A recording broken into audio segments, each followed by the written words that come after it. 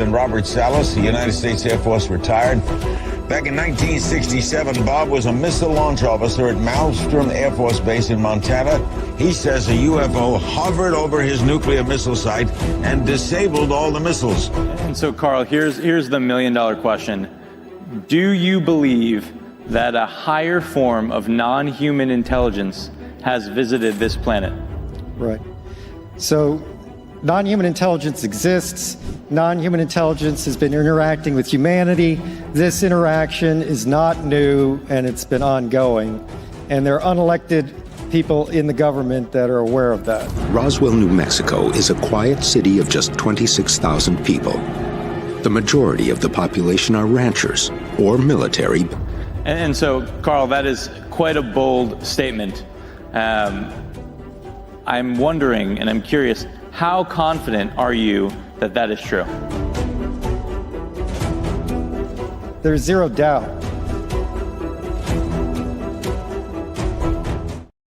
My name is Dale, and I want to welcome you to my channel, Observer of Anomalous Objects. Let me just encourage you, if you've not subscribed yet, let me encourage you to do that. I think after you see this podcast, if you go check my channel out, you're going to realize this is a very, very good channel, and I'd love to have you as a subscriber as well.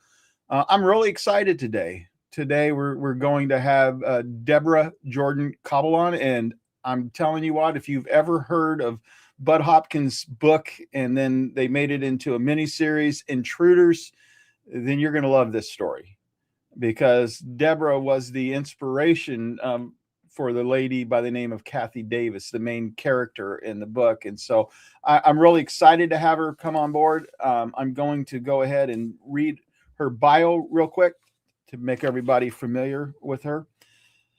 Debra Jordan-Kauble was the central figure, Kathie Davis, in Budd Hopkins' international bestseller, Intruders, The Incredible Visitation at Copley Woods.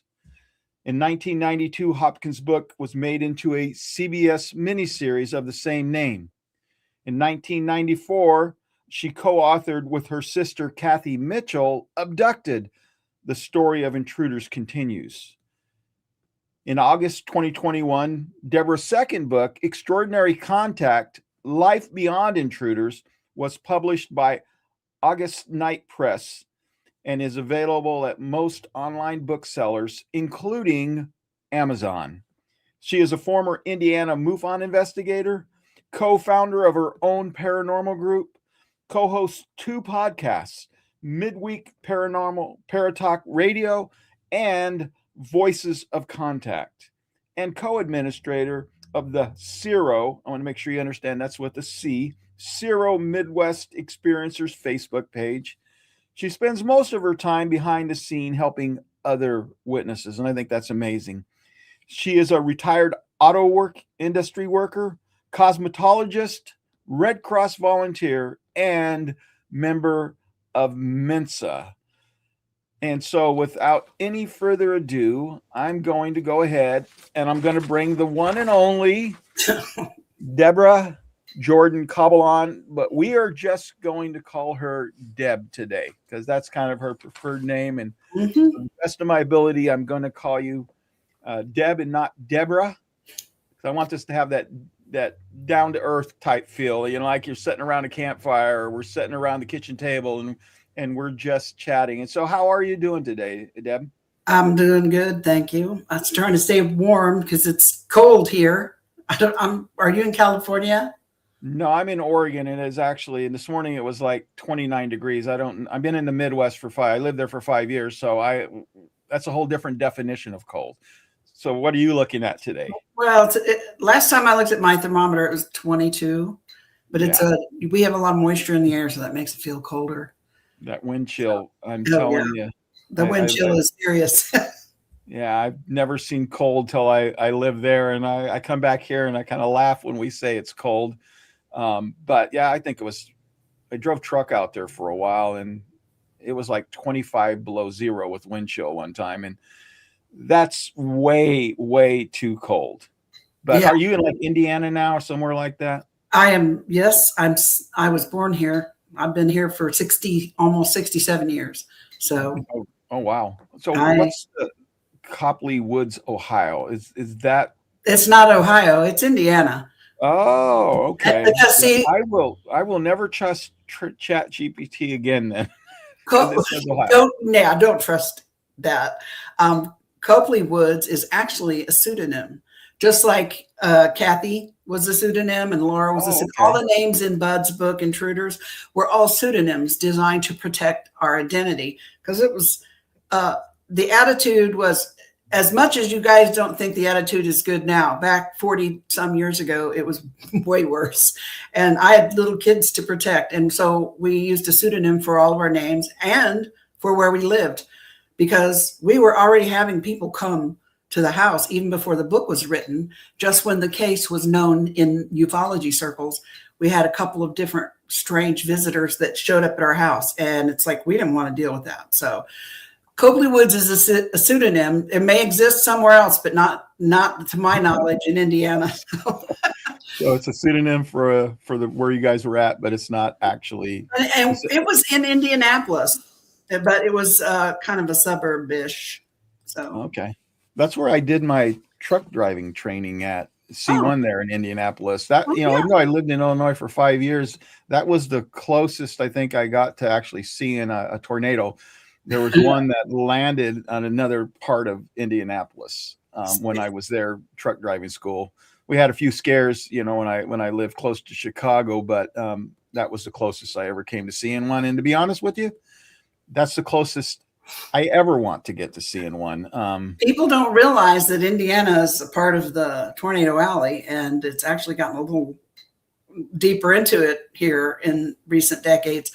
I've been in 3 tornadoes myself, and in 2 of them, I lost everything I owned. And I've never left the state of Indiana. You'd think I live in Oklahoma, but nope. I guess I'm just, it's less likely here, but I apparently am at the wrong place at the wrong times a lot. So I told you earlier, I wanted to dedicate this episode in honor of my mom. Some of you know this, some of you don't, but she had a heart attack on Friday, and all the doctors that we've talked to, really, it's grim. There's not any hope. It's just a matter of days, maybe even hours before she passes. But you mentioned tornadoes, so I have to bring her up in this story, because I'm guessing I was probably about 4 years old, somewhere in that ballpark. But she worked at a place, and she was late every day that week because of tornado warnings. And the day the big F5 hit, she gets to work, she makes it on time, and she's celebrating that she made it to work on time. And then they run everybody down into the basement. The tornado comes through and just levels the place that she's working. And needless to say, we didn't stay in Kansas too much longer after that. Yeah. Well, I'm saying if I take another one, I'm out. Yeah. I'm not going to try again. Yeah. My cousin lives in Joplin, Missouri, and that's where they had that bad one that killed all those people. So I am not a fan of tornadoes at all. Well, let me start with a question. Like, we're going to go ahead and, the term abductee may come up because the second book uses that term, abduction. But for the most part, we're going to talk about contact. We're going to talk about experiencers. And so I want to make sure I frame it in a way that you're comfortable with, Debbie. And that is, when was the first time that you had an encounter that some might describe as an abduction, but to you it might look differently? But how old were you? When was the first one? Where were you at? My first conscious memory of something strange happening was probably about the age of 7. And I had gone to Detroit with my older sister for a weekend visit with friends.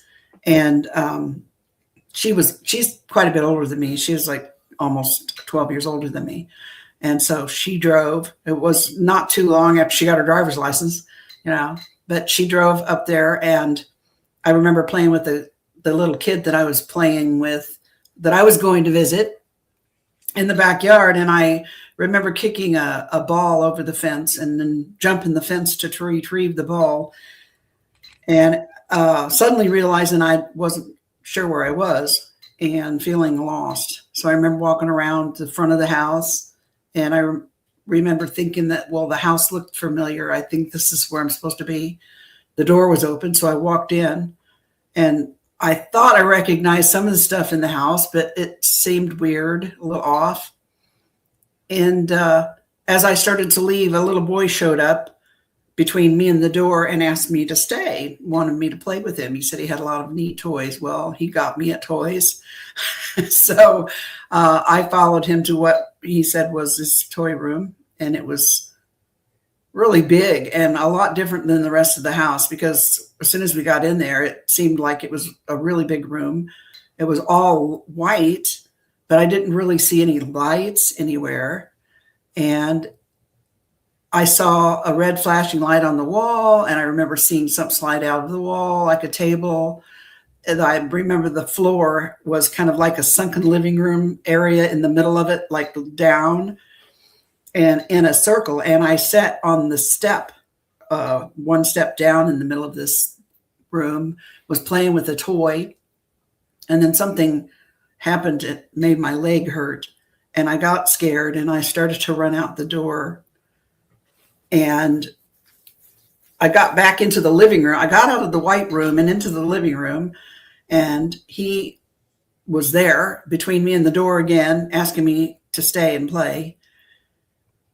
And then this woman comes out of the back room, which I assumed it was his mother. And she was mad.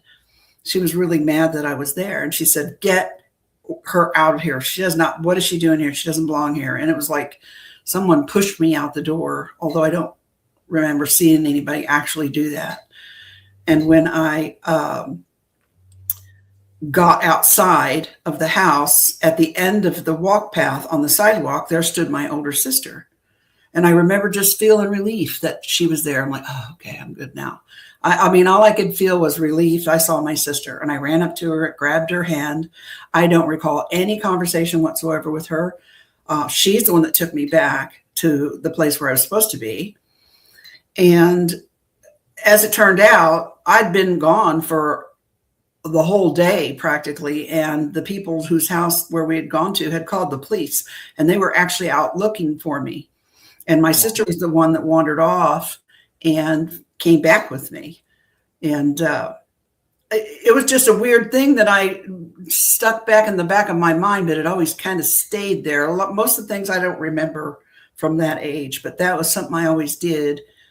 And then during the course of the investigation after June 30, 83, when Bud came out to the house the first time, he started asking us about any other weird things that happened to any of us. And I kind of remembered it. My mom remembered it more, and my older sister. And my older sister was actually able to get the phone number of the family that we had gone to visit years before. And Bud actually spoke to the woman, and she confirmed that we did, in fact, go up for a visit on a weekend. I did end up missing for the whole day, and the police were called, and everyone was out looking for me. And my sister is the one who brought me back.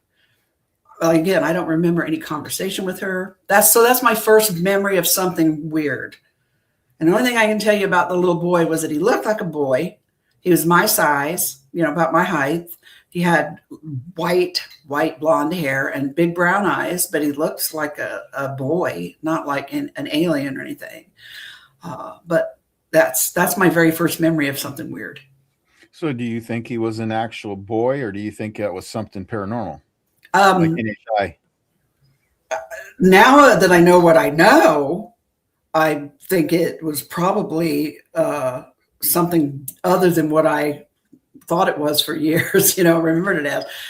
It feels off, like there's something paranormal or screen memory, maybe otherworldly about it. Yeah, for sure. Especially the room. Going in the house. I remember going in the house, and the house looked like the same stuff when I first went through the open front door, like the same kind of couch and lamp and pictures on the wall. But there were some odd things out of place. Like I specifically recall seeing, I think it was a chair up on a table instead of sitting at the table. It's just like someone put this house together and didn't quite know where to put things. You know what I mean? Yeah. But it wasn't enough to register in my mind at that age, I don't think, to really make me question it that much, other than like, what? You know what I mean? Not like I would now, but So your sister, she was out looking for you, or was repeat that part? Were you with her when you came up missing? I was not with her when I came. I was in the backyard with the little girl that I had come to play with.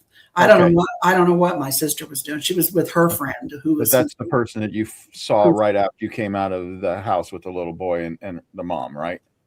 My older sister is the person Right. that I saw. Yes. Is that Kathie that you're talking about? Yeah, that's her. She was Laura, I think, in Bud's. Her pseudonym was Laura, but yeah, that's my sister Kathie. My oldest. I have older sister Kathie, and then I have a younger sister and a younger brother. Okay, because that's the one. We'll get to that in a little bit later. Yeah. You co-authored the book with her, the older sister, because the older sister is the one that had the UFO sighting / experience in 1965 that I grew up hearing about and just assumed everybody saw those things because my sister would have no reason to make that up, and I worshipped the ground that she walked on, you know. And so when I wrote Bud about the June 30, 83 incident, I actually told him about her 65 incident too, without her permission, I might add, which kind of made her mad, but she got over it. So, yeah. It's really common though for experiencers for a lot of these, you know, to start in childhood, you know, and then later on you have an event as an adult that will get you thinking back to the things that happened as a child. So, I want to use the right word here. As an experiencer, we use the word taken, you know, that's not as strong as abducted, but how many times do you think you've been taken, and what was the last time you were taken? Do you feel like you were taken? No, I was thinking about it the other day because someone else asked me that question. And I think there was that event when I was 6 or 7. And then there was something when I was 16 or 17. Then there was something when I was a newlywed at like between 18 and 19, right before I got pregnant with my son. And then there was another time that I remember for sure when I was, of course, then there was the 83 incident because the time when I was newlywed was, I think, in 1978. Then there was 1983. Then possibly in 1984 with my mother, possibly. I'm not sure about that. And then I think the last time I was physically taken was 1992, like within a week of my hysterectomy. And I was with he was my fiance at the time. He became my late husband. And our house guest and her daughter. So there was 4 of us involved in that. Oh, wow. And so, and that was the last time that any dramatic physical thing like that happened. After June 30, 83, I started to change mentally and, you know, emotionally and psychically, or whatever you want to call it, consciously. And as I changed, I think my experiences began to change. And it recently I've started to ponder whether, you know, what role did I have in my own experience? And did I somehow dictate what it was going to be like? And then the physical part of it stopped in like 92.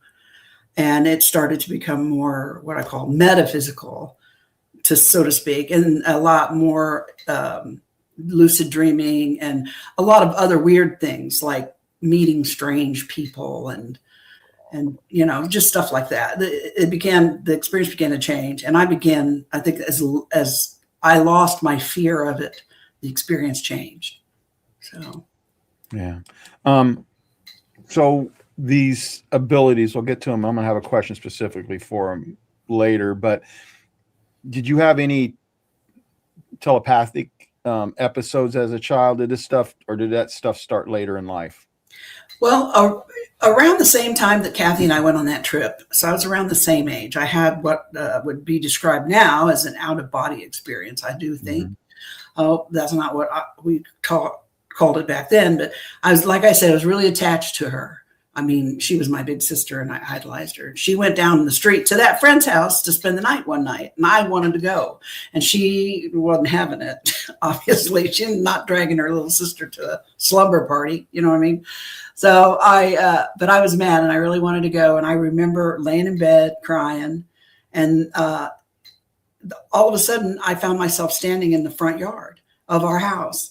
And I was facing the direction of the house where Kathie was.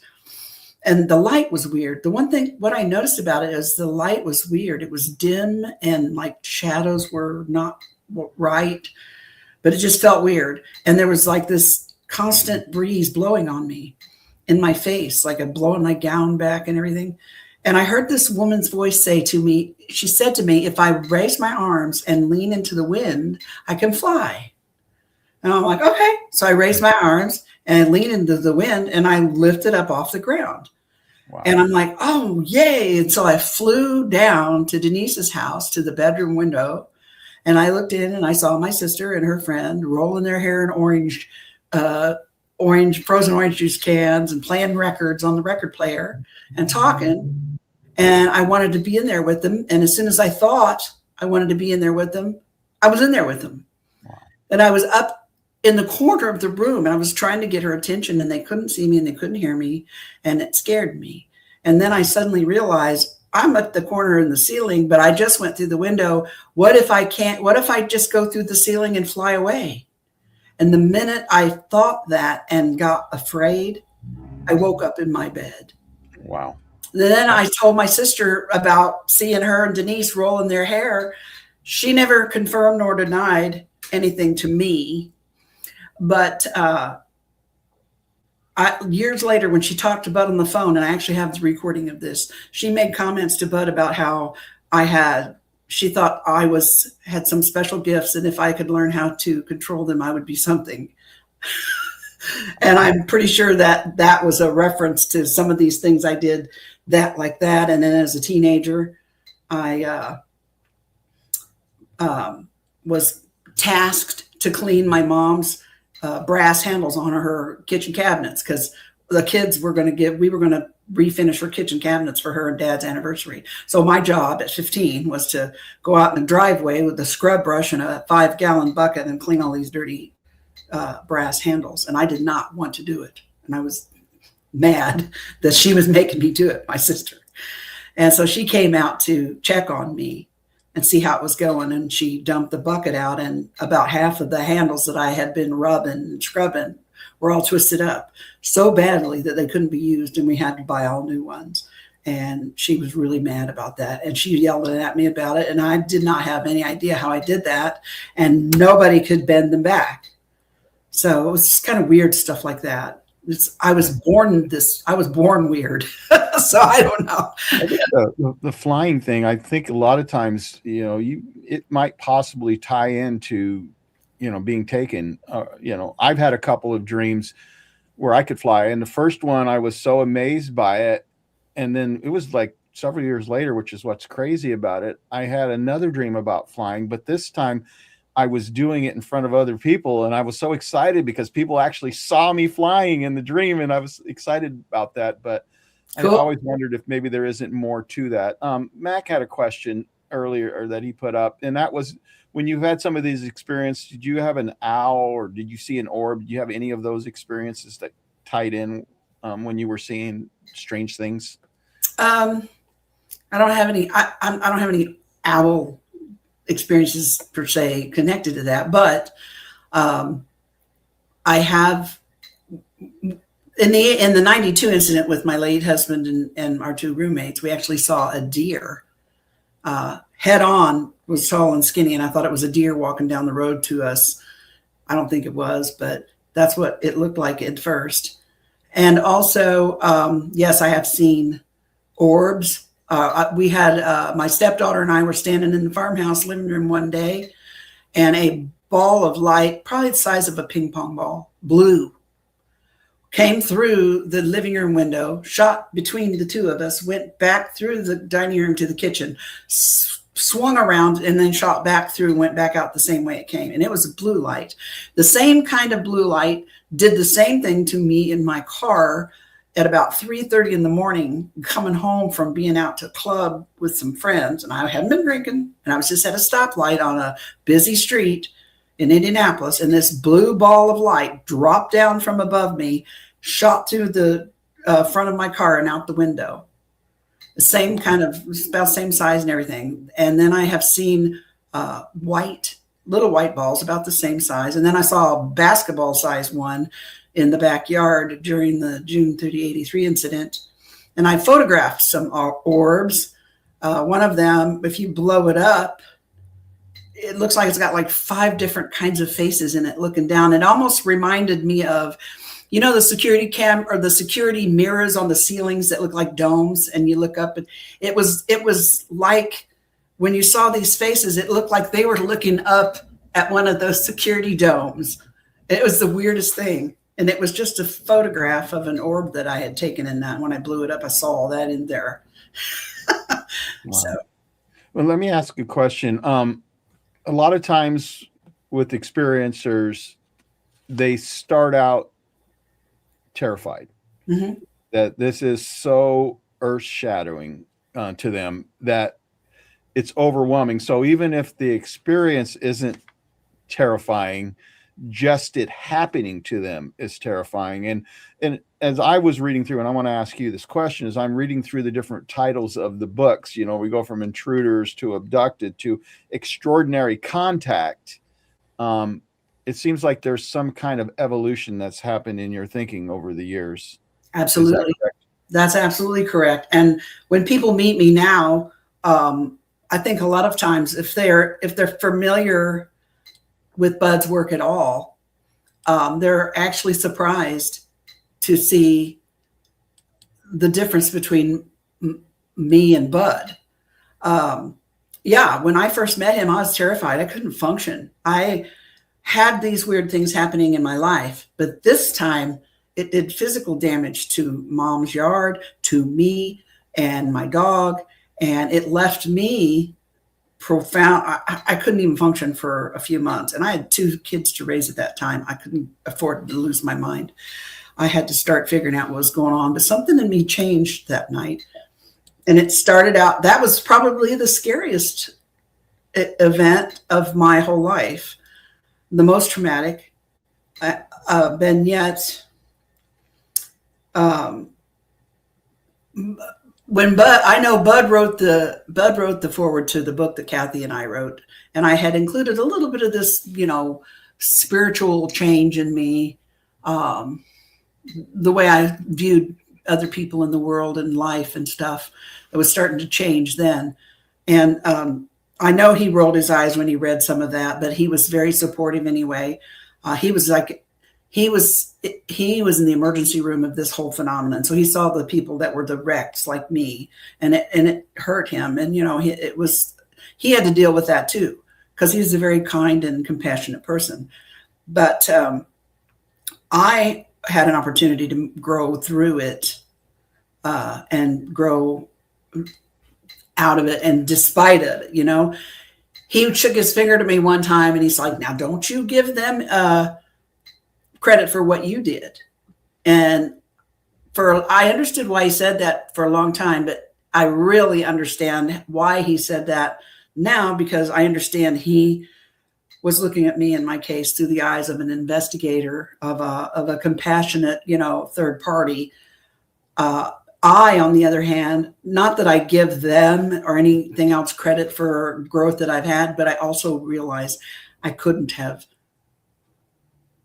I wouldn't have been forced to had I not had this contact. So in a sense, they are partly responsible for it because they forced me to do it, to change.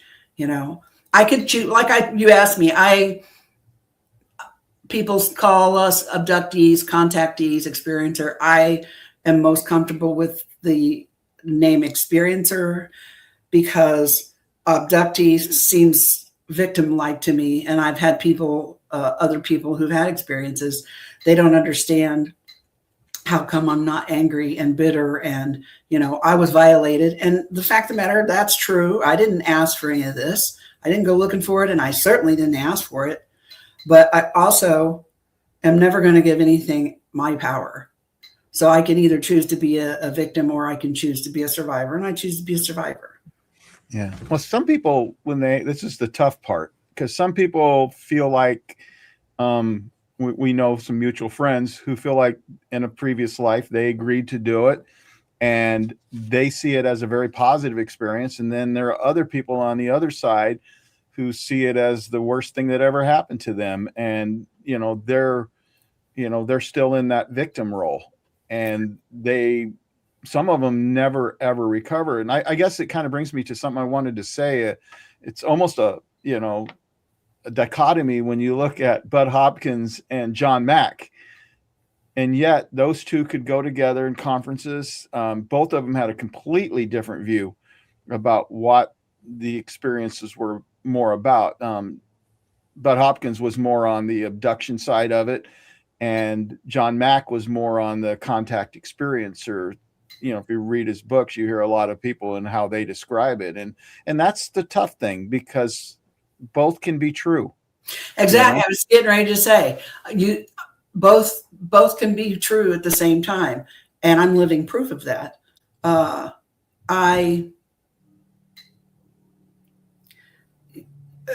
To me, like I said, I couldn't have had the contact part of it without the physical scary part of it. And there's a part of me that feels like one of the reasons that it stopped was because I stopped being afraid and started to learn from it in some way or another. What everybody's journey is different, and everybody is in different points in their journey. And I sometimes I wonder if it's just one lifetime worth of journey. I don't know. And then also, some people never get over it. Yeah, that's true. But maybe they'll have an opportunity somewhere else to continue to work on it. And I think everybody's just at different stages of the game, or of the journey. So, and I'm never want to diss somebody's pain or their trauma that they went through, because I went through it too, and I understand that completely. One of the reasons that I spoke out publicly all those years ago was because Bud convinced my family and I that by doing that we could help other people. And so that was your motivation. I was going to ask that. Motivation. I wanted to just help other people, and the fact that I had the support of my mom and dad, my family, my parents, my neighbors, my coworkers, because they were all involved in things with me through my life. So they all were there and saw it. They knew it was real. And so I had the support that so many people don't have. And I felt grateful for that. And I wanted to pay it forward. And I wanted to help other people and be an example to say, look, I've been through some of the craziest that you'll ever imagine in your life. And I'm still standing. And I'm better than ever in some ways. So hopefully you'll feel that you can do that too. And if I can help just by listening, I'm here.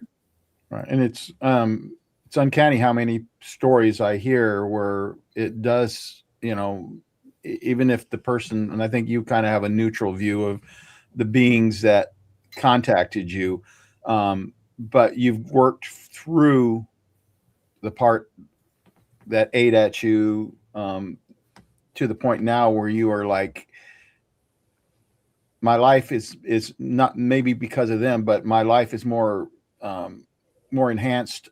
Maybe I can see things. My eyes are open now. Yeah. I mean, I think you talked about it. I want to go ahead and promote Breaking the Silence, Steve Neal's channel, because Deb was on that, and I just went and looked at it last night, and we're talking about 97,000 views. And I think that's maybe one of the largest, if not the largest, viewed videos on that channel. And so let me just encourage everyone to go check out Breaking the Silence, because there's some really, really good experiencer stories on there. Now, the question I had as you were talking about the support you had between your mom and dad, and a lot of people don't have that, but I'm guessing you got a lot of pushback too. I got some. People were amazingly not cruel like they used to, like they are now for just any little thing. I'm quite sure there were people that rolled their eyes at me or would snicker behind my back, but to my face, they weren't terrible. And I always went into it with the attitude, well, I'm not trying to make anybody believe anything I say, because to be honest, I probably wouldn't either if I hadn't seen it with my own eyes. And so I get it. I understand. And all I ask is for you to listen to me with an open mind and keep me in mind. If you ever find yourself in the same shoes, I'll be willing to listen to you, but there were a couple of times, and they were the ones that got really ugly about me or nasty was actual people that were like in the military or researcher type people that weren't even experiencers. You know what I mean? Like I had a beef with Phil Klass. He wrote some nasty stuff about my mom and I in one of his books. If you don't know who Phil Klass is, back in the 80s and 90s, he was like the OG debunker. He was the king of skeptic. Well, I'm not even going to say skeptics, because I think of myself as a skeptic. Honestly, that's a healthy way to be. But debunker is a whole different level. Debunkers, they just want to tear up something for whatever agenda, and that was Phil. And he wrote all these ties to the CIA, I understand too. Well, I ran into him at a conference in Pensacola one time, and I was going to confront him. I wasn't going to be crazy, because it's not my style, but I just want to ask him why he wrote such horrible things about Mom and me, because he'd never met us. We'd never talked to him. I chased him around for a couple of days at this conference until I finally got him cornered. And then once I did, and he realized he wasn't getting away, I was able to talk to him. And I said, why did you write all those things about Mom and me? We're not like that at all. And if you got to know us, you might even like us. We're just regular people. I would have been more than happy to answer any question that you have. And if I don't know what the answer is, I'll tell you, I don't know. I said, but you didn't have to go and write such nasty stuff about us. Oh, and by then people had started to gather around because they could see me. What's going on?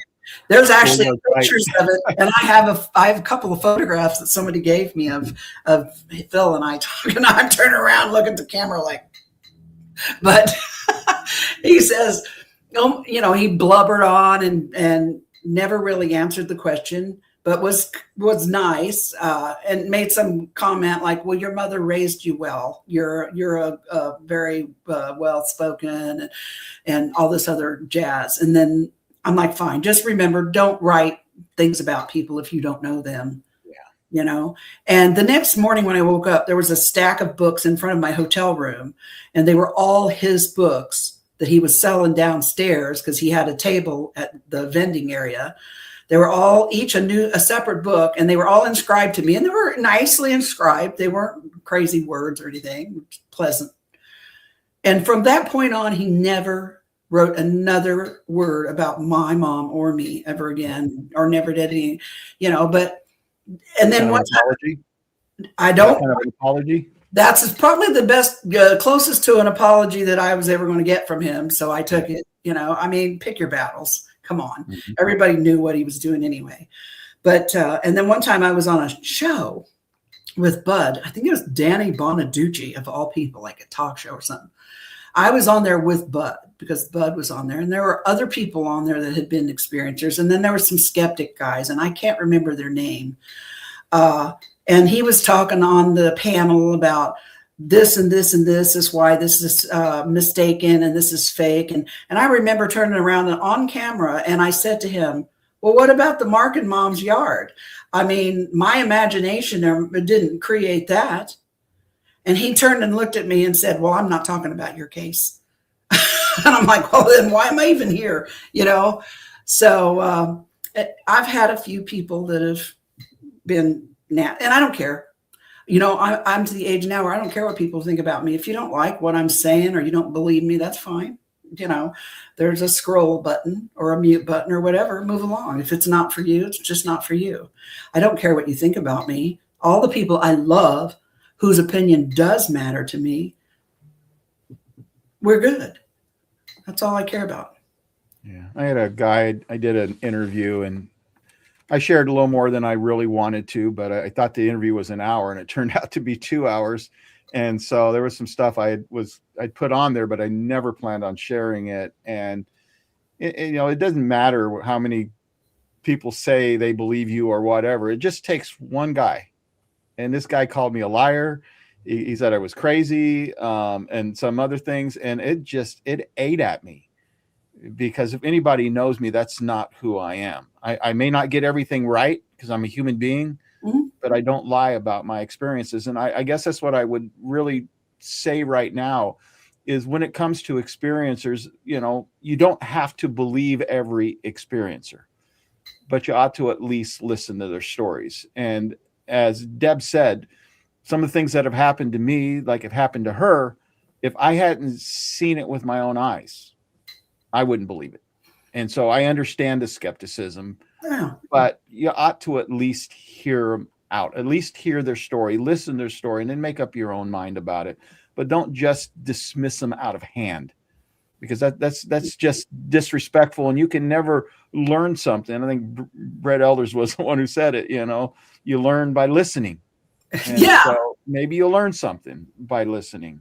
And skepticism is healthy. I mean, I feel it's important that when I do have weird things happen to me, that I do my very best to try to figure it out, to try to find the prosaic explanation for it, because 99% of the time I can. And it's a very easy rabbit hole to slide down when you're somebody like me who's had so many weird experiences, to just start blaming everything on aliens or ghosts or whatever. Now, and I've really worked hard my entire life to not be that one. So I have a respect for people that are skeptical, because I think that's healthy. Skeptics ask good questions that require answers. So, and it's important that you do that. I'm just a regular person like anybody else. Like I said, I didn't go out looking for this. It's all just been part of my life. I assumed everybody, and I'm going to tell you right now, for every single, I've been speaking publicly about this for over 40 years. And I guarantee you, I've heard from so many people that I guarantee you that for every one person out there like me who's telling their story publicly, there's probably 50,000 more that might have crazier stories or memories than me, but they're not telling anybody. And then there's people that have probably had some kind of an experience and don't even realize it or remember it, because some of these things are real good about just, deleting themselves from your memory. And I had a thought come to my head one time when we were talking about missing time, because so many people use missing time as a cue to let them know something happened, when they're feeling weird and remembering other things. And this thought came into my head. Well, missing time is just like a breadcrumb. It's just a breadcrumb, a trail, a breadcrumb for you to follow. It's just to see if you're paying attention, because it's really not necessary. If what I feel I've had in contact with is more, it might be extraterrestrial in that it lives in a different galaxy somewhere, but I don't think they're flying here on ships. I think there's somehow is some kind of manipulation with space and time, and they just step over a threshold to get here in some way. You know what I mean? And or a portal or something like that. I mean, yeah. And then there's life all around us that we can't really comprehend. I've said it before. It's like I'm sitting in this room and Wi-Fi signals are just flying right through me, and my phone is receiving them. My computer is, but I'm not, because my brain's not wired to receive it. So I can't perceive it. I don't know that it's there unless my phone tells me. But so that doesn't mean it's not there. Just because my brain can't see it doesn't mean it isn't there. I think there's a whole world of life teeming all around us, all different kinds of lives and agendas and all kinds of things going on. And we're not aware of it. We're just bliss. My husband calls it, we're Church of the Blissfully Sedate. We have no clue what's going on around us, Well, and ghosts would be one such example. Have you experienced any ghosts since? Oh yeah. I mean, I've got into paranormal research in the early 2000s because of all this. And I have got recordings of some of the best EVPs I've ever heard in my life. And it's nothing like the crap you see on TV for entertainment. And then I've, at my age, I probably know more dead people than living at this point. And I've had very, very strong, obvious signs that they're still around. You know what I mean? And also, I think some of the contact that I've had that people would mistake for ghosts are things that have never lived here and aren't even dead anywhere else, And I've had contact with things like that as well, and recorded some things. So, after June 30, 83, my mind just went open. It took a while. It was a painful rebirth, but it's really changed me. Yeah, I was going to say it's kind of there was Kathie before 1983, and then I'm Debbie, I'm sorry. I'm going to call you by your pseudonym. But there's the Deb before, and then there's the Deb after, and those are two completely different people, right? Absolutely. My BFF and I are still close and talk to each other every day. We've been known each other since I was in the 7th grade. And she's been through things with me. She's had her own, anybody that's around any of my family members long enough is going to have some weird shit happen to them. That's just the way it is. And she says all the time, I wish these people could know the you I knew in the 70s, as opposed to now. They wouldn't believe. She goes, I've seen such a change in you. It's like you're two different people. And I was very shy. I was very backwards. When I watch myself on those old videos from the 80s, I think, oh my God, I sound so naive and cringe. And I even remember the way I thought about people and life and things back then, that I appall myself at how I was, because I'm not even, it's like I'm a whole different, like something died in me that night, but something was reborn, like Deb 2.0, right? I've said that before many times. And it changed the way I looked about everything in life. And then I recognize this connection with everything that's alive, not just people or animals or trees or plants. I mean, everything living is all a part of me. I mean, it just changed everything about how I see everything. Okay, well, let's talk about the book Intruders for a minute. Now, obviously, when that book came out and you interviewed, when did you actually start interviewing with Budd Hopkins for the book? That happened in June of 83, and I believe he called near the end of 83. It was a while. I wrote a letter. I finally wrote a letter to him and sent pictures, but then I gave my mom the letter, and she carried it around. She told Bud later she carried it around in her purse for weeks because she didn't know whether she wanted to open up that Pandora's box or not, whatever that meant to her. But finally, one day at the mailbox, mailing bills, she said something in her head said, mail Debbie's letter now. Mm-hmm. So she did. And it probably wasn't a few weeks after that he actually called. He spoke to me, and then he spoke to Mom, and he spoke to my older sister. And at that point, he decided that he thought this was an important case, that there was more to uncover, and that he wanted to conduct an official investigation. So with the little family powwow, we agreed. Okay. I know he was influential with Whitley Strieber as well. So he's done some great work. Mm-hmm. But let's talk about it for a minute.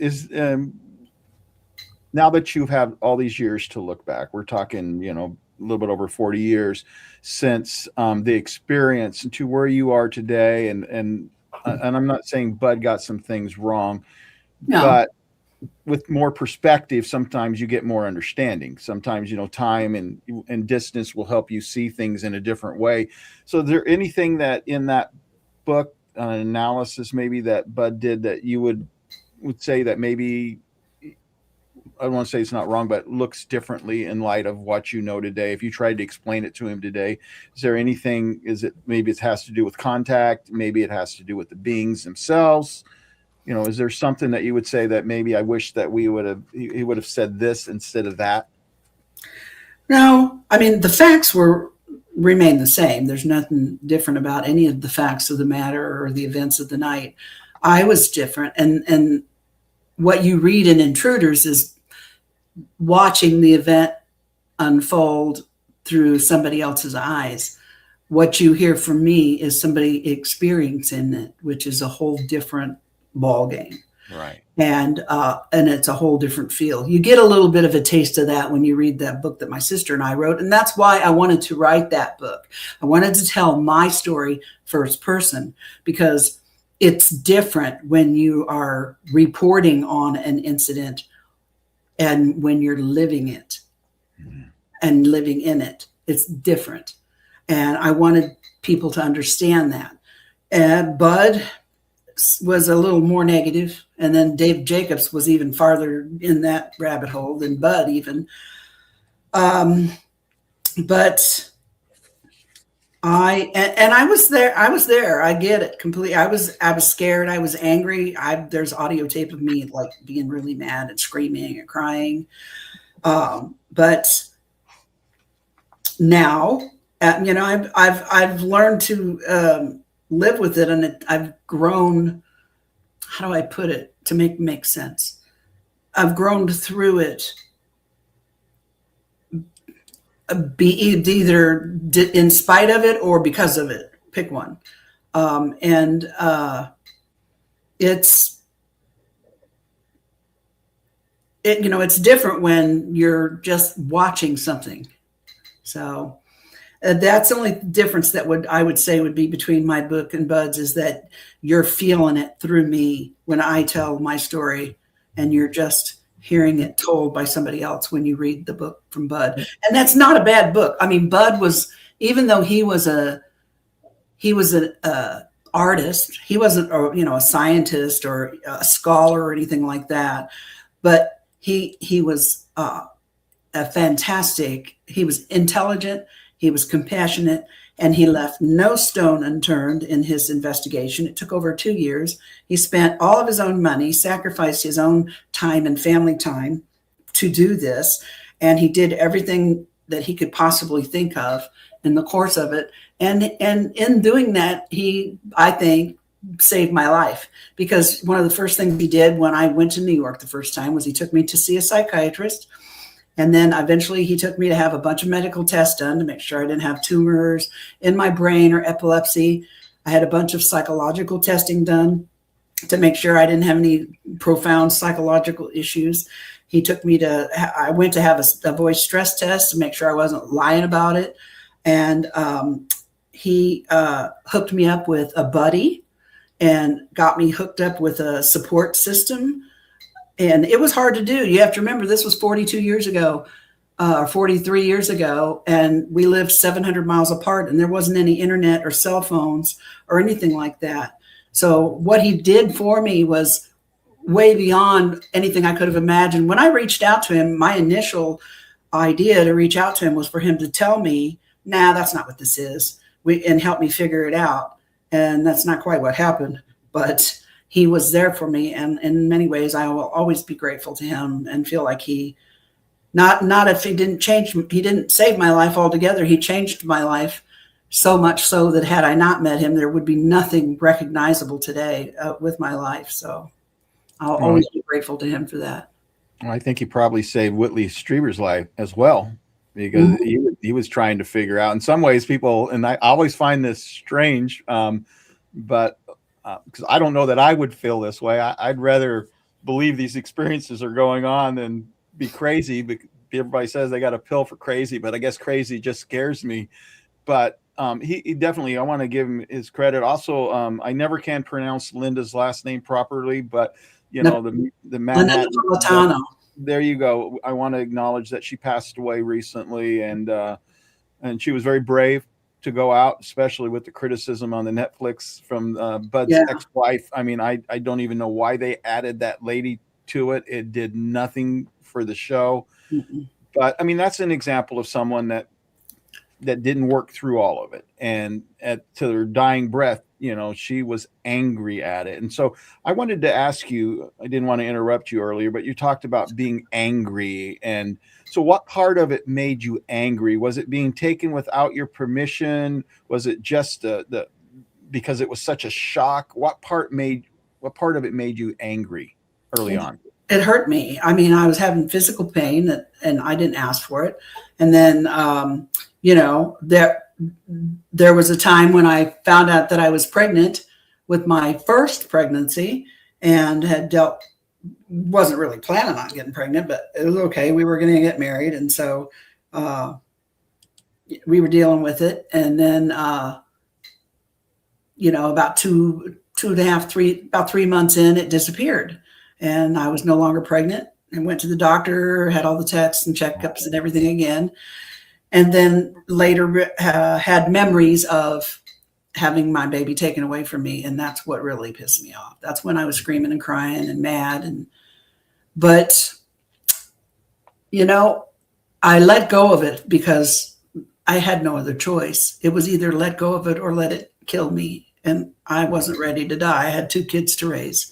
So I am so sorry. I can't even imagine what it must go through. And you're definitely not alone in that experience. And so I don't know, maybe there needs to be a support group for people, you know, ladies who their babies were taken from them. I think there is. I know in one group that I admin, you know, there's a lot of them. And you'd be surprised at how many men tell me the stories as well about children. So I don't know what to make. All I know is what I know about myself and what I've went through. And I lived with it for the longest time thinking it just can't be. It just makes no sense. But it is. Did they ever let you see the baby? Once. Okay. Well, once I remember with them, but then there was a time years later, I wasn't asleep. This wasn't a dream. It was just really odd. I was sitting in my kitchen table and I noticed somebody looking at me between the slats of my privacy fence in my back of my apartment. And I made eye contact with this person and I thought it was a kid, big blue eyed. She had blonde white hair, but then I realized she was all dressed in black. And I'm like, why is this kid all dressed in black? It's hot out. And then it hit me, wait a minute, who is this? And I jumped up off the table, out of my chair, ran out the back door, and she took off running. And I tried to chase her. And she went around a corner faster than I could get around the corner. And by the time I got to the end of the buildings, I was looking up and down each row of buildings, and I never saw her again. And in my heart of hearts, I felt like that was the child that was looking at me. So, okay. I mean, I can't prove that, but that's just my gut feeling. So, all right. Well, let's go back to the event, 1983 in Indiana. Let me go ahead and share some of the drawings that you made of some of the beings you saw. And this was the egg-shaped craft that was in your backyard. I do have a question about that one. This is the burn mark in your yard. Yeah, you can't hardly, there you go. That's where snow melted off of it. So the fact that, snow's everywhere else, but in that specific area, and that lasted for some years, correct? The mark in the yard was there for several years. It slowly healed from the outside in, kind of like a wound heals. The snow, I don't recall it melting off of it the following winter, but just that first winter afterwards, the snow, every time it snowed, did they do soil samples on that? Yeah, Bud did soil samples on it. I actually still have some pieces of it that when my parents mom passed away, the dad was there for a while and then he couldn't stay there anymore. And then the house was sold. But before the house, I took some soil samples. When I took some for Bud, I took some.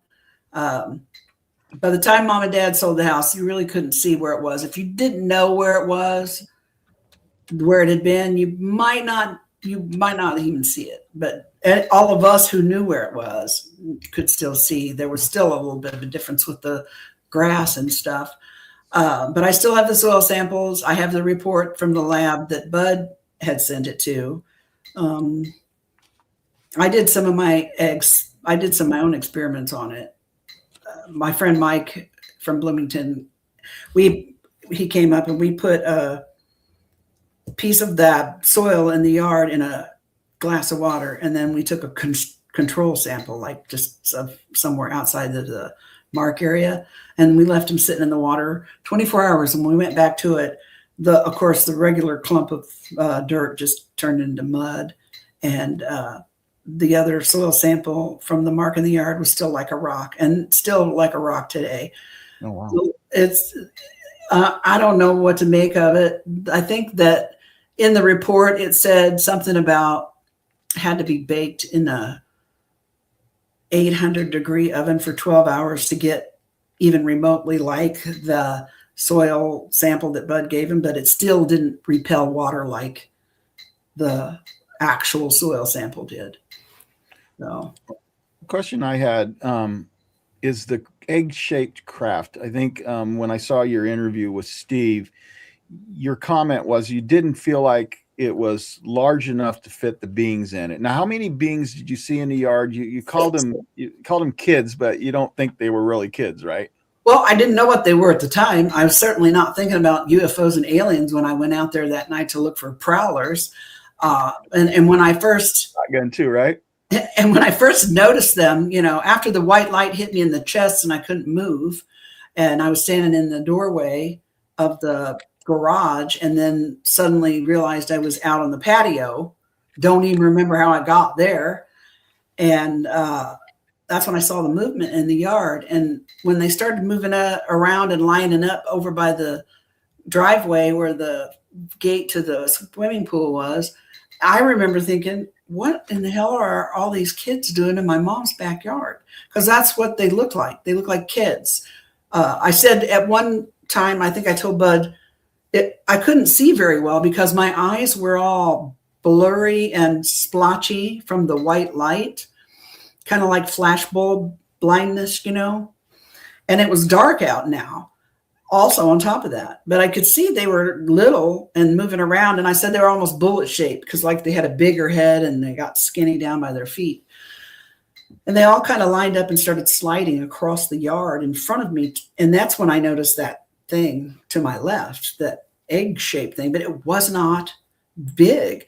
It wasn't, first of all, it wasn't my idea of what a UFO would look like. And second of all, it was not very big. It wasn't much bigger than the pump house of the swimming pool. Maybe 10 feet tall and, maybe 10 feet in diameter at the fat part down on the bottom. But it got skinnier when it up at top. But it wasn't that big. And to think that 6 little kids could get in there and fly anywhere just didn't make any sense to me. But we called it a craft because what else were we going to call it? I have no idea what it actually was or what its purpose was. That was my question, but it was just going to be one of those mysteries you take to the grave with you. Oh, no.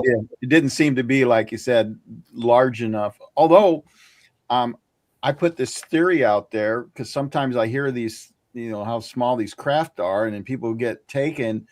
But I've heard the theory repeated recently where the space inside the craft is larger than the circumference of the craft. That's manipulated. And so I guess that would be one possibility, or it could just be ancillary. It doesn't have anything to do with them getting here and had some other purpose. Now, how many of them do you remember seeing? 6. 6 of them. So half a dozen. Let me ask a quick question. Is that where you got this picture from, or is that from another experience? That's actually from the experience in 78 when I was first married. That is, but I've seen that face before in other places, at other times. But when I made that drawing, that's the main place where I saw that face. And that was when I was in 78, right before I got pregnant with my son. And I was a newlywed. And my husband and I were asleep in our bedroom, upstairs attic of an old house in downtown Indy. Downtown Indy, mind you, a big city, right? Yeah. These 2 guys show up in my bedroom at the foot of my bed, between my bed and the window. And I sit up in bed and it scares the woo-woo out of me. And I'm jolt up And I'm thinking to I remember thinking, oh my God, don't touch me. Just don't touch me. Don't come any closer to me or I'm going to lose it. And as quickly as I felt that, I felt suddenly calm and wasn't afraid anymore. And there was conversation that I don't remember fully. All I remember is one of them had a black box in his hand, about the size of a shoebox. And I could see like a red light on top of it or glowing out of a hole from it or something. There was a red light on the top. And it kind of floated over to my lap. I looked down at it and I said I remember not verbally, but I remember thinking to this guy, what is this? Can I have it? And he spoke to me, but I don't remember seeing him talk. Could just hear him. And he said, no, you can't have it. But when you see it again, you'll know what it's for and how to use it. And then he took it back. And then they just kind of slid back away from the door. I mean, from the bed, the foot of the bed by the window. Then they got all fuzzy and they were gone. And I turned around and I started shaking my husband, trying to wake him up. And he would not wake up. And all of a sudden I felt overwhelmed with tiredness and I slipped back down in bed and I fell asleep. Wow. Which is crazy. Obviously I know that sounds crazy that I would actually fall asleep. But the next morning when I woke up, I remembered it all. So much so that I started telling my husband about it. And he was like, oh my God, what did you eat for dinner? Don't eat that anymore because clearly you had a problem. You have a problem with it. And I got mad at him. And I said, Peonia, I'll call mom. So I called my mom and I told her all about it. And she remembered because, like I said earlier, when Bud first came, one of the first questions was, do you guys remember other weird things? And mom said, hey, do you remember that time you called me and said those little guys were in your room with that box? I'm like, yeah.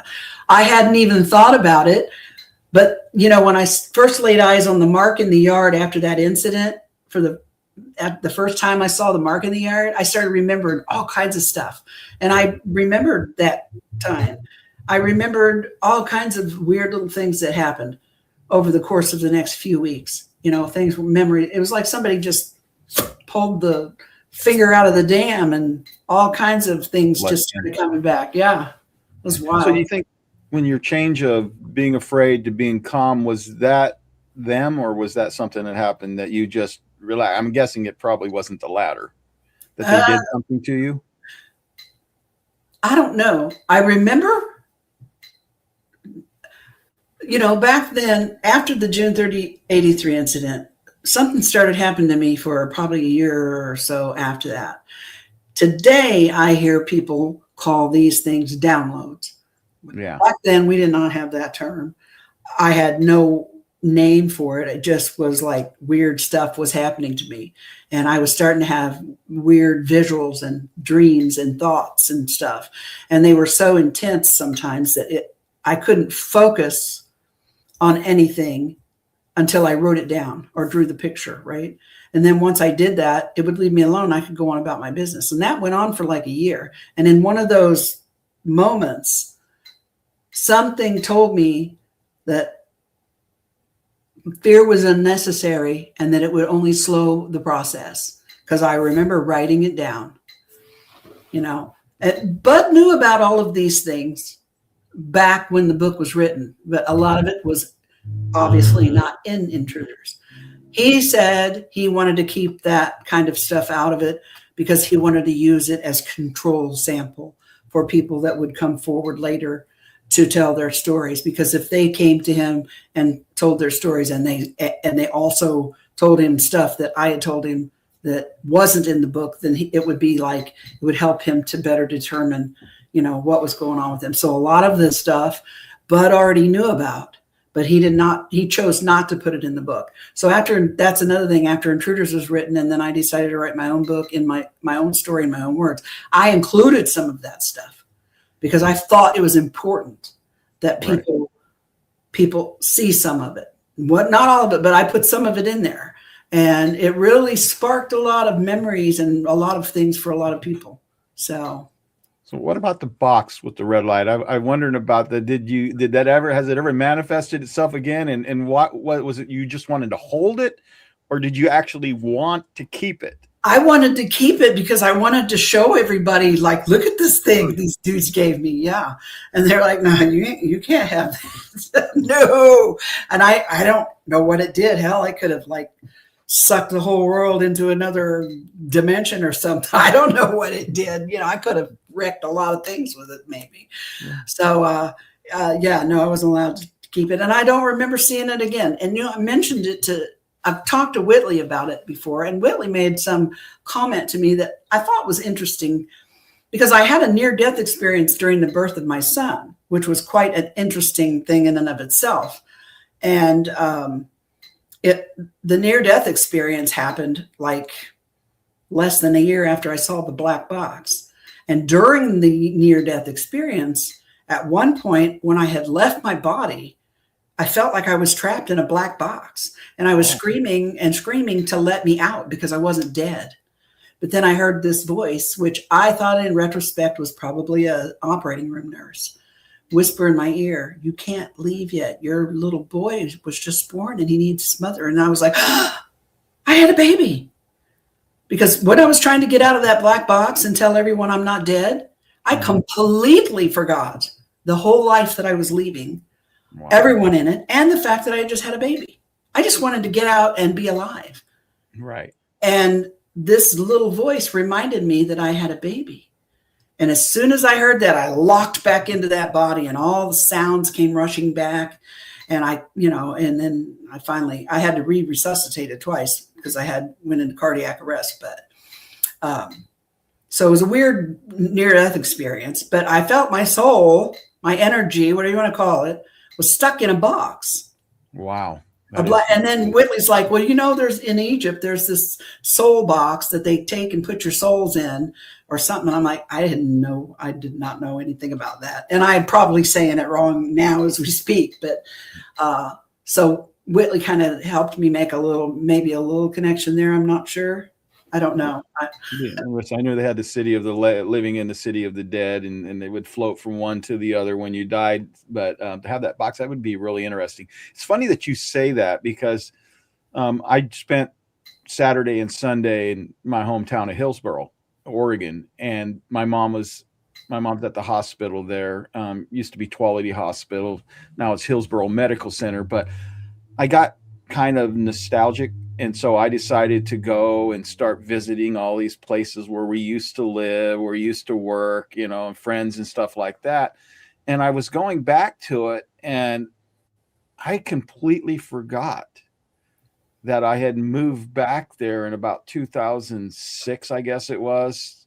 And I lived in like just one town over in it, but I just had completely forgotten that I'd even moved back. I was like reliving everything as if it was, 30, 40 years ago and stuff. So I don't know why that happened, but I guess that can happen to people. Now, the thing I'm interested in, the 83 story, and I think everybody here will be interested. Let's talk about the black helicopter. Oh my God. They were such a nuisance. They started, not too long after that. And they pestered the whole family. My older sister complained and reported. She lived out in the country, a little bit farther away from us. And I remember her telling us one time that a black helicopter like literally chased her car down a country road for miles and was just right above her car. Have no idea why. We had them fly over the house a lot, over the mark in the yard, And then when I moved out, they would fly around my house. And I worked at a convenience store across the street from my house. And they flew around the convenience store so many times one night that the police officers, because it was a convenience store, and they used to come and talk to me all the time, and I'd give them free coffee and donuts. It was a smaller town outside of Indy. And they came by to make sure I was okay, because they thought it was like police helicopters or something over there that they didn't know anything about. Same thing happened at my house across the street. My kids were outside playing with the neighbor kids, and this black helicopter just kept circling the house. And it was so low, it was shaking the windows, and it was making my dogs scared. And my kids and their friends came running into the house, screaming at the top of their lungs. And they said that the man in the helicopter asked them if they wanted to go for a ride. And I'm like, how the hell could he ask you if you wanted to go for a ride and he's in a helicopter? And they're like, he was down really close. We could see him. He was hanging out the door and he had a thing in his hand. And I'm like, oh my God, are you kidding me? I called the Indianapolis International Airport. I called at the time, I think it was Fort Benjamin Harrison, and they hung up on me. I called Grissom Air Base, and they told me that black helicopters like that don't exist. And I said, well, I'm sorry, but I have photographs of them.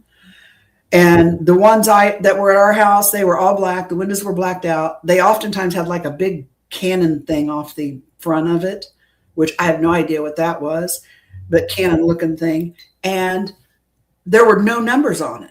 Now, I do have a couple of pictures of some with numbers on them, but for the most part, all of my photos of these were ones that had no numbers on them. And when I spoke to people at Indianapolis International, when I spoke to people at Grissom Air Base, I was told that they aren't allowed. There is no black helicopters with numbers on them, no numbers on them. That doesn't exist. And I go, well, it does. I have pictures of them. Right. So. Seen And similar, they stopped. I mean, after a couple of years of that nonsense, I mean, it faded off and then it stopped. And right after I moved into this house, right before the tornado came and wrecked the one that was here before it, I saw some black helicopters fly by and it brought back memories. And I have a little video of it, but it was just that one time. And I think they were probably just headed for Grissom Air Base, for it didn't have anything to do with me. The other ones clearly were harassing my family. You know, is there any possibility any of them? I'm not saying all of them. I had an incident once that what sounded like a helicopter but muted, went over the top of my house not once but twice. Didn't have any rotor wash at all. Didn't have any of the anti-collision lights. Why it would choose my house of all the houses, there's no military bases around. And then I had this extraordinary, I don't know, encounter, I guess you'd call it. It was short, but it was powerful. But it sounded like a helicopter, except for quieter. It was too quiet, and didn't have the rotor wash, like I said. Do you think there's possibility, were these all straight across helicopters, or were there any possibility that some of them could have been NHI? I've always thought they were just helicopters. They felt like they were the kind that you could feel in your chest when you got close enough to them. Okay. It would shake my windows in my house. It was ridiculous. That was this thing too, that they didn't shake a single window in the house. I was standing outside looking up. My wife was upstairs and never even heard it. And yet 3 of my neighbors heard it. One of them even told me he was in his bed, but he said, I couldn't believe it was flying that low and stuff. So I don't know. It was just, sometimes helicopters aren't helicopters. And I know some people will be skeptical of that, but obviously everything's possible in my mind. If you can think it happened somewhere, that's just how I feel about things. Well, just other people have reported it too. So I'm not the only one to do it. But in this case, I think what you're describing is this was harassment. This was intimidation. For what end? To keep you quiet, to bug you, to where you shut up and don't say anything. This was after the book, or was this prior to the book? Was just after the incident? It was after the book. Okay. We did have a couple weird visitors before the book. Like, we got a phone call from our neighbor to the north of us one day, and she knew about. I think Bud had already come out and started the investigation. But it wasn't published in a book or anything like that. And he had already interviewed her, and she had been a witness that night as well. And so she knew that something weird had happened in the backyard. And we got a call from her. We weren't even home. And she said, were you guys expecting somebody to come and look at that mark in your backyard? And my mom said, no, we weren't. Why? And she said, well, there was a man in your backyard with she said, I thought he looked weird because he was wearing a business suit, but he was back there on his knees and he had a great big suitcase. And I don't know what he was doing back there at that mark in your yard, but he piddled around there for several minutes. And then he packed up his bag and he got back in his car and he left. And we had no idea who he was, what he wanted, where he came from, and he never came back. So, and we wouldn't have even known he'd been there if our neighbor hadn't seen him through the trees, because she was kind of keeping an eye on the place after that weird night, you know, and then talking to Bud and all. And so, and then one time my dad was sitting at the back table, back kitchen table at his spot at the table, watching the bird feeder, smoking a cigarette, drinking a cup of coffee. And this strange car pulls up on the side drive, goes around the turnaround, goes by the swimming pool, stops between the house and the swimming pool, gets out of his car, runs to the back of the house, and he snaps pictures of the mark in the yard and the back of the house and Dad's antenna, because Dad had a 100-foot tower, ham radio tower back there, and got back in the car and left before my dad could even get out there to see what the hell was going on. And then one time he went out to get the mail. It was a long mailbox, and the mail was at the end of the long driveway, and there was a power pole. That's one I wanted to ask you about. Yeah. And it was telephone lines. There was a telephone line pole, and we'd had like a week or so after the incident, the transformer on the power pole by the pump house exploded. And Dad noted then that, you know, like I said, he had a 100-foot ham tower out there, and there was a coax cable that ran over where the mark in the yard was into the back of the house there, into his radio room. He noted that the wiring, the metal inside the coax was all melted together, but the plastic remained intact, but it wasn't working anymore. And I said the transformer blew up back there and they had to come out and replace that. Well, he saw these dudes out there hanging off the telephone pole and with a couple of vans out there. And Dad went out to get the mail, and he walked up. He said he walked up to him and he said, "What are you doing on the pole?" And he said one of the dudes was really nasty with him and said, go away and mind your own business, old man. And my dad was like, "Oh, the hell you think? You don't know my dad," but he don't put up with that. He was going to go back in and get his little side gun protection friend he called Bob and go back out and have a talk with them, because he did not like them hanging on the phone pole going to our house. And by the time he got back out there, they were gone. So do you think that was surveillance maybe? I have no clue. You know, I could think it was a dozen million things, but I wouldn't be for sure. I don't have any idea. Yeah, that sounds more like the helicopter. Doesn't sound like surveillance because they made themselves known. You know, surveillance is kind of being hidden, and maybe even the phone line guys weren't right. That's not surveillance. I mean, you're there. What do you know? And I don't even know if it would be intimidation. I'm not sure what the point of all that was or who was even doing it. Honestly, I remember one time somebody knocked. This was after the book was published, and I was in my house. Somebody knocked on my front door, and I peeked out the door, and you know, it was a different era, really different time, you know. So I opened the door because it was a nice dressed young man in a suit and driving a nice car. And he introduced himself, and he said that he had gotten my address from Bud, which I immediately knew was not true, because there's no way Bud would have done that.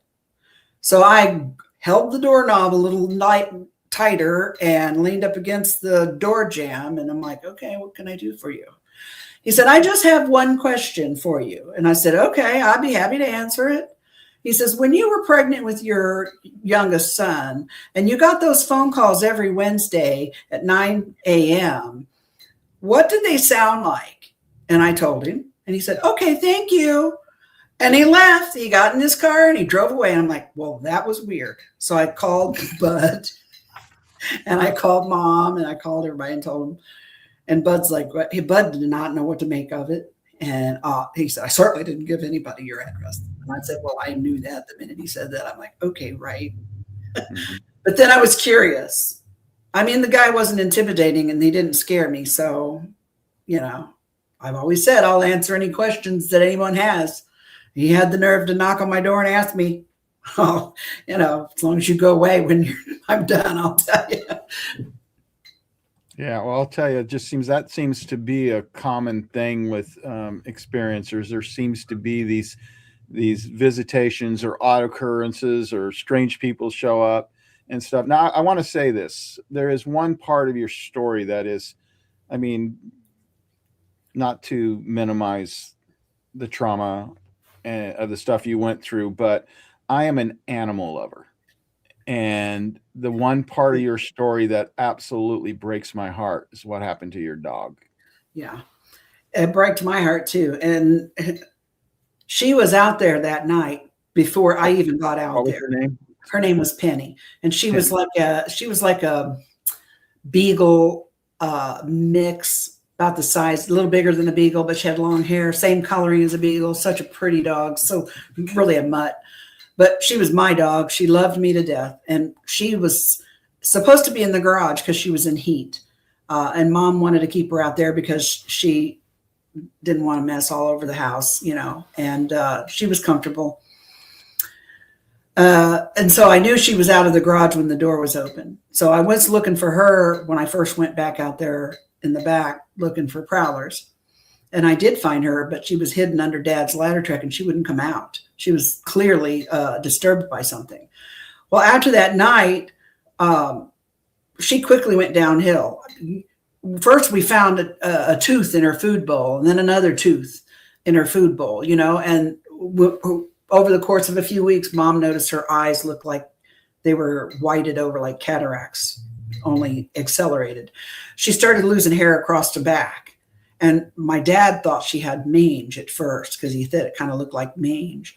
But then she started coming off in places where she couldn't rub.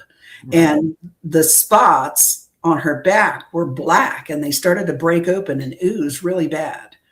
And she would walk up and stare at the wall. And my mom and dad are like, she got to go to the vet. We can't, she's suffering and then she can't even eat anymore. I couldn't do it. And Mom couldn't do it. Daddy had to work. So my little sister volunteered to take her to the vet. And the vet, as soon as he saw her, he put her to sleep because she was beyond help and suffering really bad. And I was just devastated. She wasn't very old. I was trying to think about it the other day. She might've been, I don't know, 6 or something, like 6 or 7 maybe, which is not that old for a dog. And she was healthy before that. She didn't have any issues before that. She didn't even have fleas or anything like that. And something in my head just kept thinking something happened to her. Something happened to her. And then, you know, a few years passed and I started becoming more aware of things happening to me. And I was having physical issues really bad. Like my eyes were real bad from the next day. And all that. And I began to wonder, am I going to be like her? Is something going to happen? Am I going to end up being like her? You know, I will say after that night in 83, that bright flash that hit me, that white light, I developed cataracts and macular degeneration in my 30s. And by the time I don't even think I was quite 50 yet. And I had to have both lenses in my eyes replaced. My vision was never right. After that night, once my eyes healed up, because the next morning, Mom took me to the emergency room because my eyes were swollen shut. After my eyes healed up, my vision went real farsighted. I never wore glasses before then. And then all of a sudden, now I'm really farsighted, like wearing 2.5s, you know, when I'm 25 years old. Now these are like 3s. And I've had the cataract surgery, you know, replaced both my lenses, but I still need reading glasses. And then, like I said, I have macular degeneration. I'm eventually going to go blind. I'm starting to see wavy lines and weird stuff now, but I have managed to stay stable for a while. I've had other unusual health incidences that I think might be connected to that night. The light hit me right in here and spread here and here. So I've had 3 neck surgeries now. And every time they've went to put the screws in the bones crumble. So they think I have this horrible osteoporosis. But then when I have the DEXA tests, you know, where they look at your hips and legs and feet, it's just osteopenia. So for some reason or another, my neck bones and my upper back bones, like the T1, are real crumbly, and I've had 3 surgeries, a whole bunch of metal plates. My spinal cord was compressed at T1 about 1.5 years ago, and that happened in my sleep. So something is going on with this whole top part of my body. And in my mind, it all goes back to that night, and because of what I saw that it did to my dog. So like biological effects is what you're talking about. Yeah. I have a couple questions. One is, what do you think the source of the light or the purpose of the light was that hit you? When the light, as I was running out the garage, when I started feeling hot and tingly and thought, oh God, I gotta get out of here.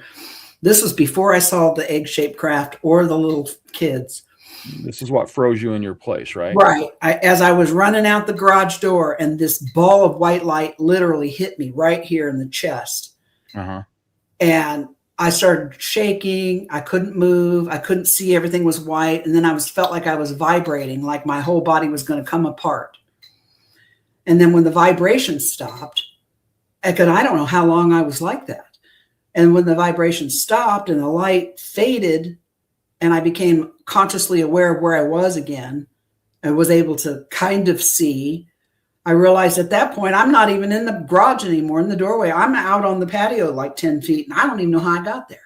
So I don't know if that light was meant to stun me or was meant to move me from one place to another, or I don't know. I don't know what its purpose was, but I know that it hurt. That was the most painful thing. I'm wondering, the purpose would be hard to know, but with the other beings out there in the yard, that you said looked like kids, whether that was a defense mechanism or what. Because the one thing that I never understood, and no one's ever explained it to me, is why do some contactees, abductees, whatever you experiencers, or whatever you want to call them, why do some of them have no biological effects, and yet you hear the stories of like the mother, the grandmother, and the daughter, who had contact with NHI, and they started losing their hair. It's like an older story. Well, the Cash Landrums, yeah, that's the one. And then you have stories like Travis Walton and others, and Barney Hill had some stomach problems, but that may have been just because of anxiety. But I've never understood, why is it that some have it and some don't? And I still don't have an answer for that. I don't know. I've always felt like there's different things going on with different NHI, with different agendas, and maybe that's just whoever it was that was messing around with us, or whatever they were doing. I don't know.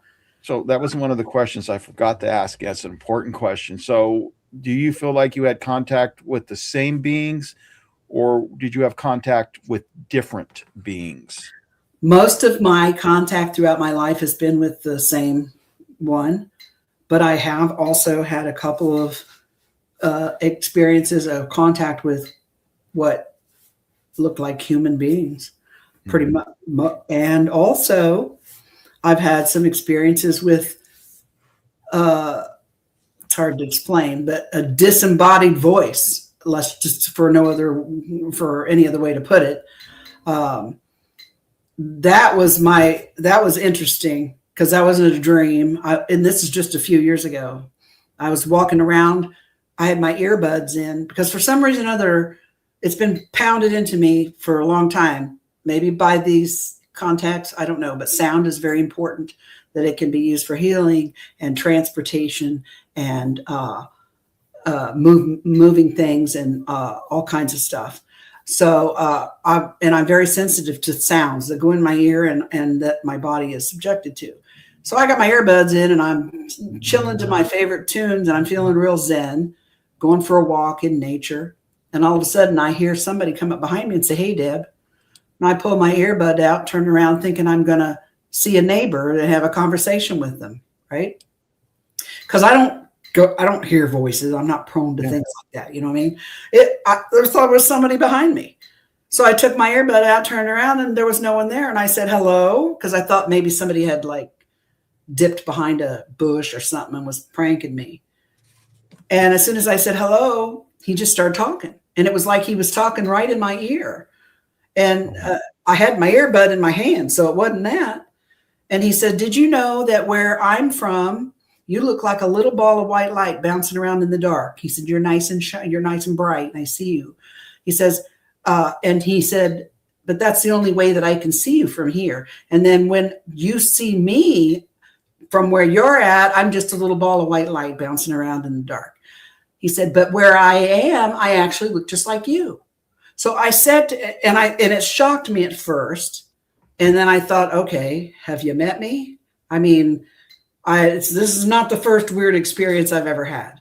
So I stood there for a minute and I said, well, are you dead? Because I was already into paranormal investigations at that point. And my paranormal investigation friends call me the antenna because I get the best EVPs, right? So I said to him, I said, well, are you dead? Because that doesn't scare me. And he kind of laughed and he said, no, I'm as alive as you are. And I said, well, are you one of those gray guys? You know, one of the little gray alien guys? And he laughed again and he goes, no, they're your future. I said, okay. And then I said, well, who are you? End of conversation. Never said it. I never heard another word. I looked around to make sure no one saw me talking to myself. I typed it into my notes real quick on my phone so I wouldn't forget it, a minute of the detail. And then I got on my phone and I started calling my friends and telling them, you are not going to believe what just happened to me. You know, as I finished my walk, I was wide awake. This was not a dream. I mean, I wasn't out looking for it. It just came and happened, you know. And that's why I feel like there's life all around us. And I don't know if the events that happened to me have made it so that I am able to plug in sometimes, or if I was born that way and that's why the events happened to me. I don't know which came first, the chicken or the egg. But whatever it is what it is. And these things happen to me from time to time. I just wish I had more control over it. So, okay. Have you been involved with hypnosis regression at all?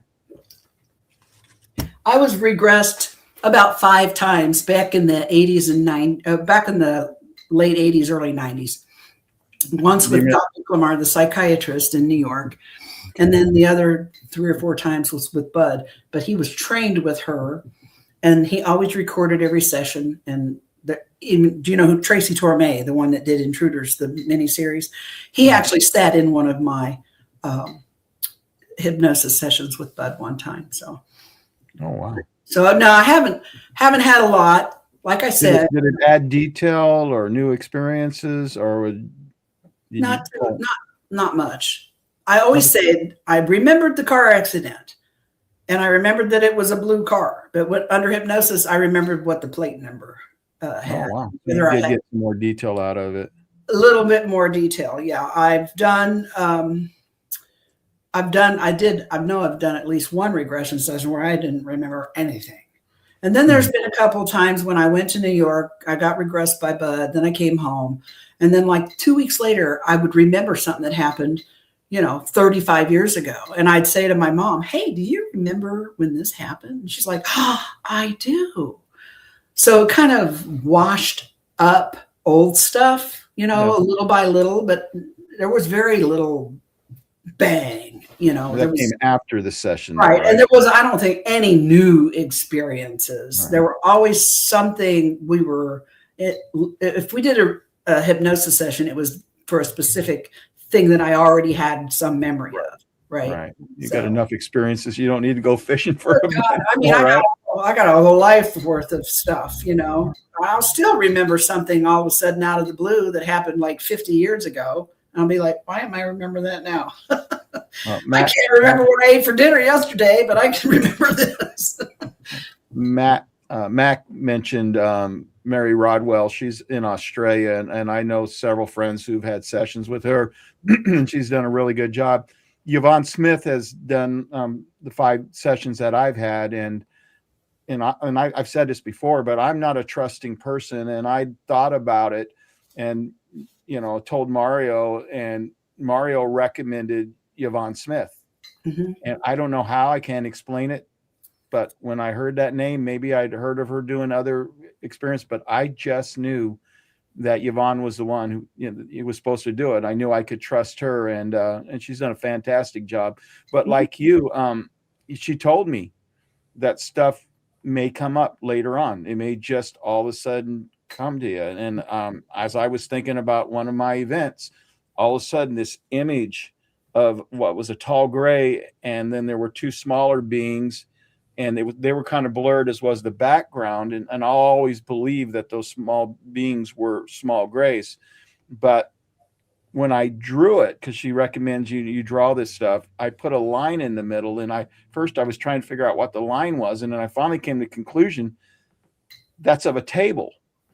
And then I see one of Steve Neal's shows, Child's Encounter, and he's on a table. There's a tall gray there, and then two small grays. And guess what? They're cut off right at the midsection, like in my drawing. And all of a sudden I go, wow, it really felt indicating that was something that had happened. And then I've heard other people have similar, experiences like that. Let's go ahead and talk about something. We're cutting low on time here. So I got to make sure we keep it to under 2 hours so I can get the clips off of this, the AI clips.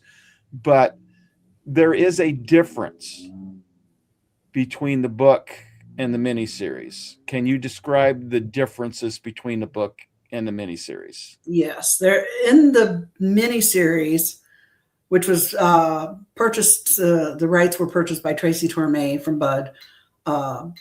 Basically, they just used the title, and a couple of scenes in the movie, in the miniseries, actually came out of the book. Everything else in that miniseries is a compilation of actual cases, but not actually real people, because Hollywood does Hollywood, and I had no say over it.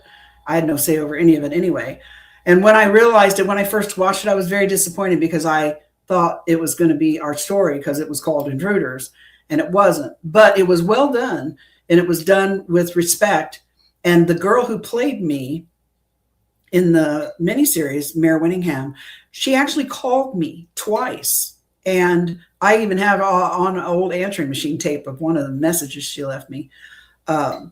She wanted to know how to play the scene, because she wanted to be respectful and play it properly, and which I was very grateful for and pleased. And because the two scenes in it were the one in the end of the movie when they showed me with those gray guys and the little girl that they brought to me to see, that came out of the book. And I think she did a good job of playing that scene. And then there was one other scene in there that it probably had something to do with that same thing with when I was pregnant. And then everything else is just all other stuff. And it made me mad, like I said, because people would come up to me at conferences when I would go and talk or be with Bud, and they'd say, oh, do you remember in the movie when you did this and did that? And I felt bad, because I had to say, no, that wasn't me, and explain to them how it really worked. And then they were disappointed, and I felt bad about it. I felt like, it shouldn't have been that way. But in retrospect now, it was done respectfully. It was there wasn't much of that on TV at the time. And what there was all made fun of, and they didn't do that. And it brought the subject matter to mainstream in a respectful way. And I think it got the attention of a lot of people, and it maybe helped a lot of people to wake up and, maybe realize what was going on with them. So in that manner, I was happy that it was done, and that's how I was able to reconcile myself with the fact that it really wasn't what I had hoped it would be, but it did serve a good purpose. So you'd recommend to people to go ahead and get the book, to make sure if they want to hear the real story. And then you want to hear about the investigation and the story, get Bud's book. If you want to hear the story first person, get mine. But Bud's is good too. I mean, there's a lot of information in Bud's book, and there are other cases in there, not just a little bit of other cases in there, and the process of how he does investigating. So it's a great book. Anybody who's interested in the phenomenon should get that book and read it. It's a classic. It's a must-have if you want to be an investigator or researcher, I think. Okay. Let me, there's two questions I'm going to finish with. The first one is, your sister had experiences similar to you. Does she feel the same way you do? Has she kind of come full circle and found meaning and purpose for it? Or is she one of those that doesn't want to talk about it, sees it as completely negative? She was getting there, but about 12 years ago, she started having strokes really bad. No. And she has very severe dementia now, and she's in a memory care center. So she doesn't even know who I am, let alone remember any of this. Her experiences were a bit different than mine. And interestingly enough, her was predominantly with the, like the mantis looking type of gray. And mine was more the little guys, which is kind of weird. I mean, maybe I had mantis and I just don't remember them. She did have I do remember talking about the little gray guys, but she did talk about the tall, big gray guy, mantis looking thing, which I don't remember, which I thought was kind of weird. We're from the same family, grew up in the same house, but yet these two different life, non-human intelligence were hanging around. We must have been interesting, all I know. Yeah. Well, the other thing that's interesting, and like I said, I've got lots of friends who've had negative experiences, and I want to make sure that they're represented. But I also have a lot more friends who've been able to reconcile it with them. And so I want to make sure that those two are put out there. But the other thing that's really strange about some of these encounters, and is you can have, sometimes I've seen it where there are like three people that were taken at the same time, and two of them see it this way and one sees it a different way. And it's a completely different experience for them. And it's the same series of events happen, but the way they receive the events, especially the more fear you have, it seems like the harder their experience is. And I've seen it multiple times where people say where they relaxed and they quit fighting, the experience got easier. And so I don't know if that's the reason why, or if there's something else. I don't know. I kind of have a theory that the observer has as much impact on the type of experience as the experience itself. And it's like when I go into a paranormal investigation and I talk to the young folks that come with me, you don't want to carry into this room any negativity that you don't have to, because that will come back on you. That's what you'll attract. Negative attracts negative, positive attracts positive. Now, I'm not saying that, that's a general, like a wide general thing. But as far as having the experience, I really think that the experiences that we have in life, not just these, but all these experiences that we have, are shaped by our perspective. The observer is an integral part of the creation of the experience. I don't know any other way to put it where it makes sense, because I don't make good words sometimes. I got a lot going on up here, but sometimes there just aren't enough words or right words to say it all right. So, all right, here's the $1 million question. If you could have it happen or not happen, never happened or happen, which would you choose and why? If you had asked me this question at 25 or 30, I would have said, hell no, I would not have it. No. If you ask me that question now, I would say I would not change anything, because, as I said previously, without the experiences that I had, I wouldn't have met Bud and the other people in my life, wouldn't have had the other experiences that I had, and I wouldn't even recognize the life that I have today, which I'm kind of fond of, and I wouldn't have been able to grow as much as I have despite all of it. I see myself, and I see myself as a pebble in the pocket of a slingshot, and life. And I've had life experiences that absolutely sucked, and some people don't even get through. on top of all this other stuff. And it's pulled me down really, really far. But if you know how a slingshot works, the farther down you go. When you let go, the higher up you go. And that's the way I feel this experience has done for me. You know, I have love and respect for all people that are in all phases of these experiences. And the people that struggle the most are the ones that I just want them to know that they're seen, and that there are people out here who care about them and who believe them, and they are not alone.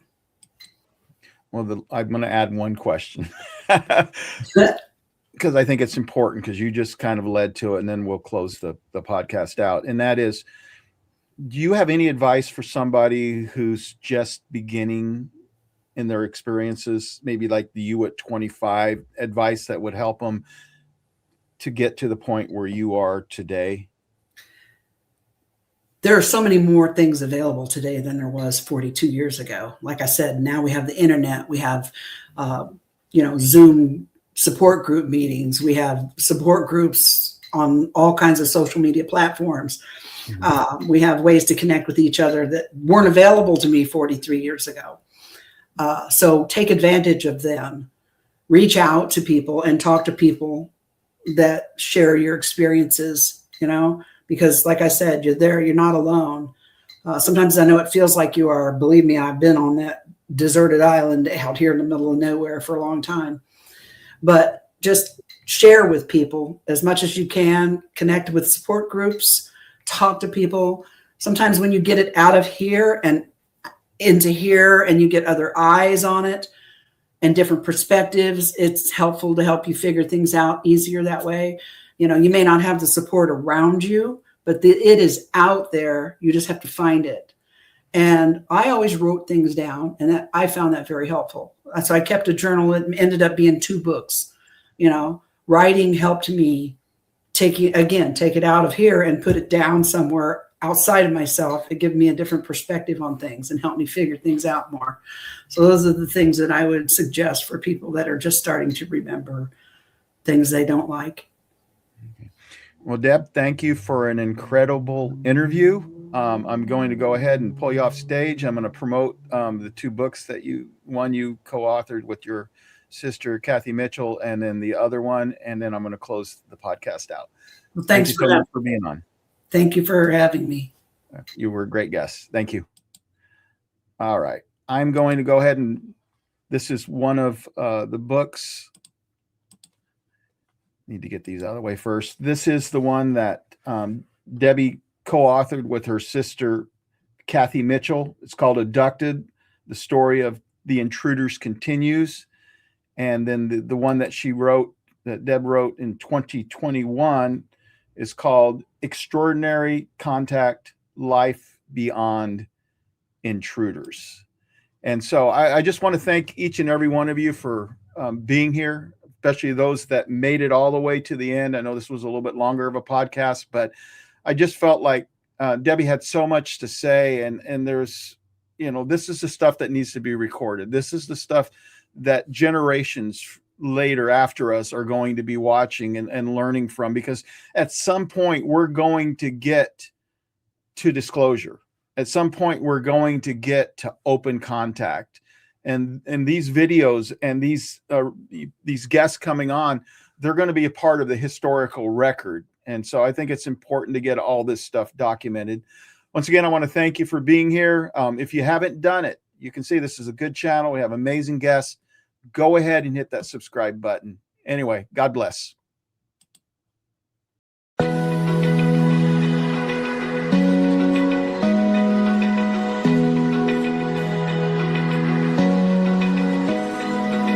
Open eye, feel the waves cut through me, hypnotized by the sounds I'm breathing.